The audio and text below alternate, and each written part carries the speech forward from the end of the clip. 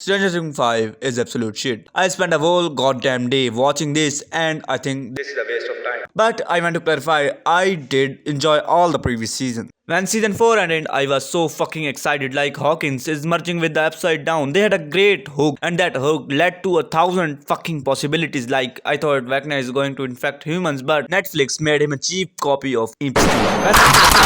Minors! When the season started a year later, I should have known at that moment I was cooked. So we got to know that Robin, who was a fucking broke lesbian, is now a radio star and she has finally a lover. However, Hawkins is now a fully military guarded area and these military guys are useless by the way. So the whole season is Losers Club planning how to attack Vecna and the last 10 minutes are a fight. I'ma recap it fast and fuck if some points are skipped. After Dustin brutally gets molested by these guys for wearing a Hellfire Club shirt, he gets his all senses back. On the other hand, Eleven is training. I don't know what kind of training this is. And remember, Eleven, this black shit, and Vecna are siblings. Okay, I have one more question. How the fuck Holly has more screen time than Lucas, Hopper, and Vecna combined? And it is not the same Holly actor, by the way. So Vecna target these kids because he thinks they are weak, and these kids easily get manipulated by him, and they got kidnapped by his demos. After killing the kids and the demos attacked Will's family, but then Will, who was crying fucking baby the whole series, gets powers and blows them up after getting touched by Vecna like he's gay.